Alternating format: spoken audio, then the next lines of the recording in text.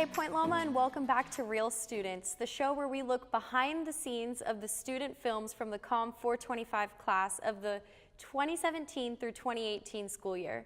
The next film we're going to be looking at is called Coffee and a Tangerine, and here with us tonight is the writer and director of the film, Jordan Griffith. Hey Jordan. Hello. Thanks for being here with us tonight. Thank you for having me. So to start off, for those of us who haven't seen your film yet, kind of give us a little teaser of what it's about. So the short film is about a pair of sisters, they're stepsisters whose parents recently got married.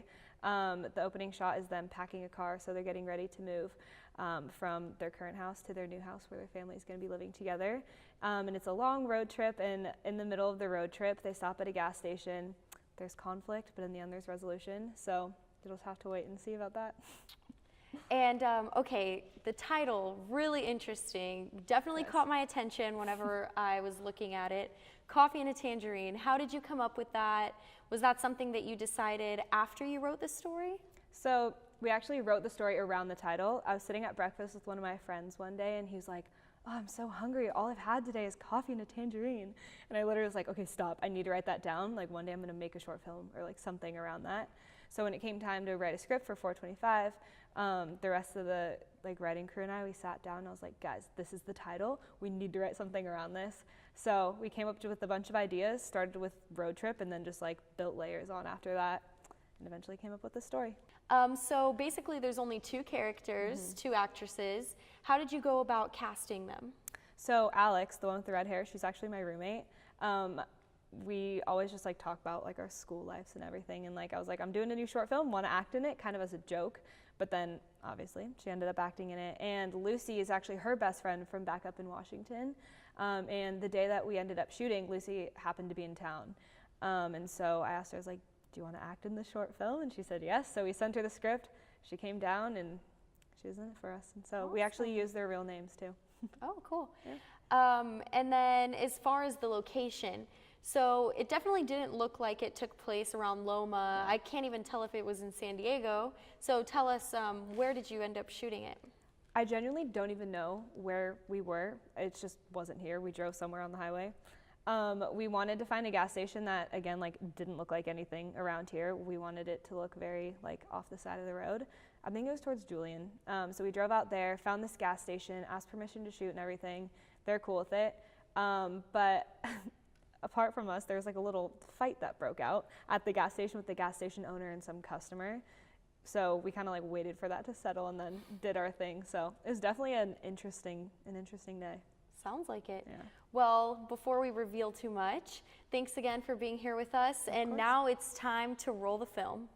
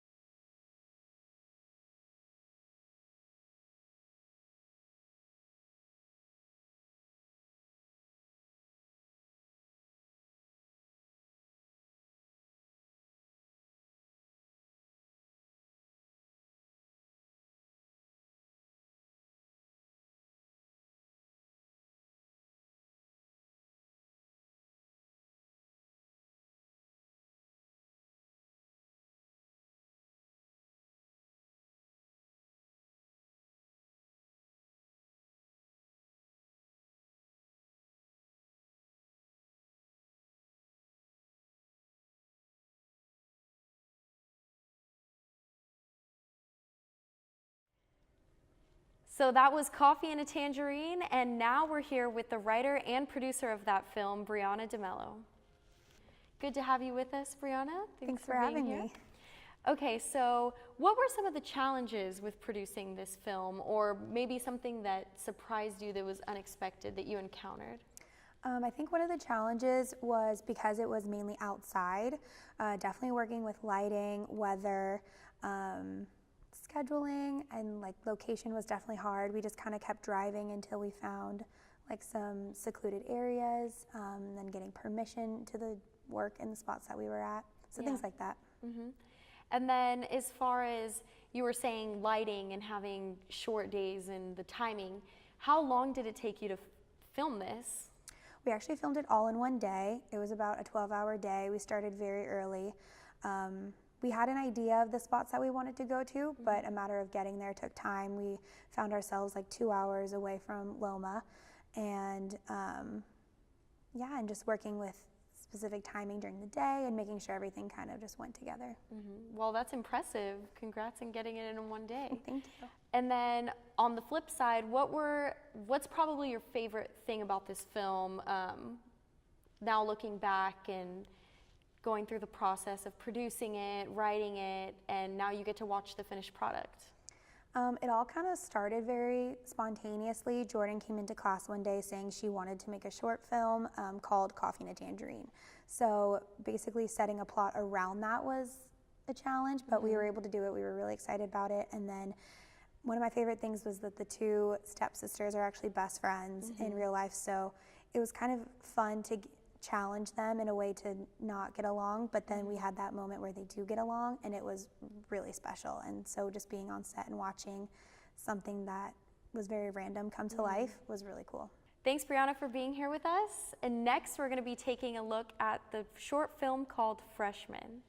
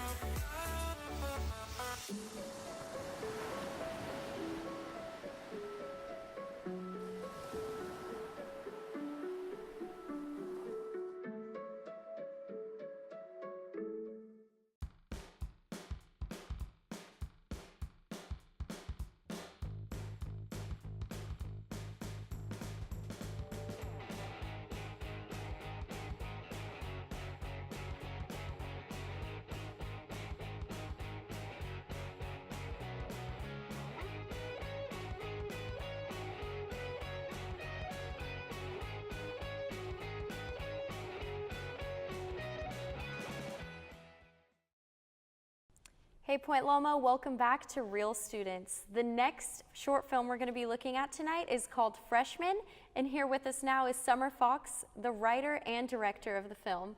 Hey Summer. Hey. Nice to have you here. Thanks for having me. So your film, it's definitely different, something new, interesting. Haven't seen anything like it before. Do you want to tell us a little bit about it? Sure. So when we came up with this project, we wanted to do something a little bit different. And so we thought that we should do something without dialogue for our short film.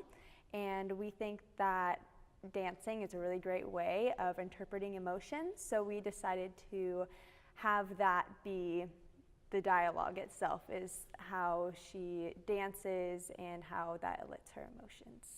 Yeah, it's super nice. And so with the dancing part of it, instead of casting actors like you normally would for a film, you had to look for dancers. So how did you go about finding people to be in your film? So I have seen people in theater. I saw Little Women that played last year, and I noticed that there were some really great dancers. So I reached out to a few of them to see if they were interested, and lucky for me, they were.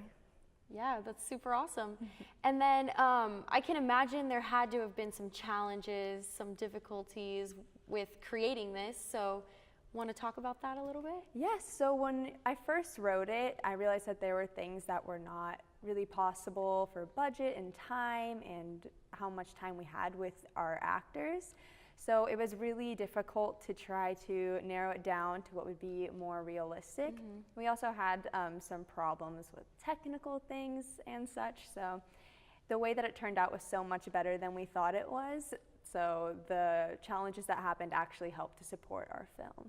Yeah, definitely. It turned out really well. I wouldn't even have known.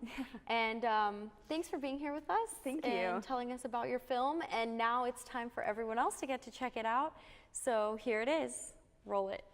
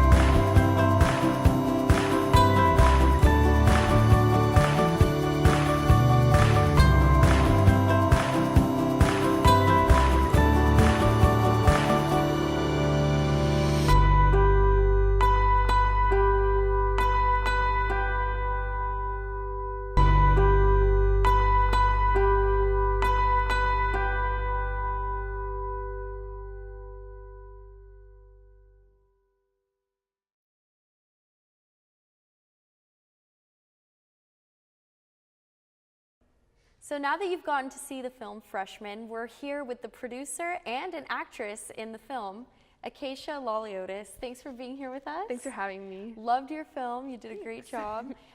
Curious, music was a big part in this film. How did you choose the music? What were some of the important criteria for that? So we really wanted the music to match the mood of the film. So like there's parts where the girl is going through like the stages of her freshman year. So there's some difficulties, and so we wanted to represent that in the music. And we also wanted to like match the timing with the certain dances to like make it like just really nice. Yeah, it did turn out really nice. Also, as far as this being a film with no dialogue, I know that's something that can be kind of tricky.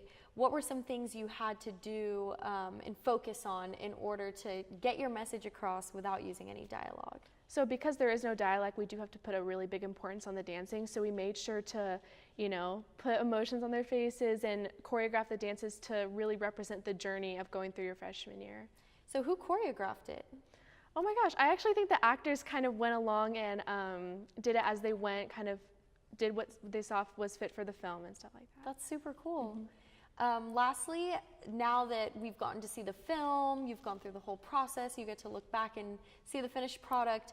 What was your favorite part of the film Freshman?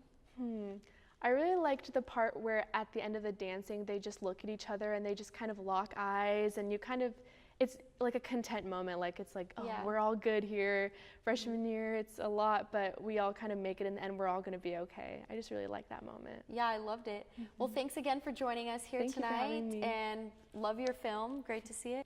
Well, that's all the films we have for you tonight. Thanks so much for joining us. I'm your host, Michelle Torres. Have a great night.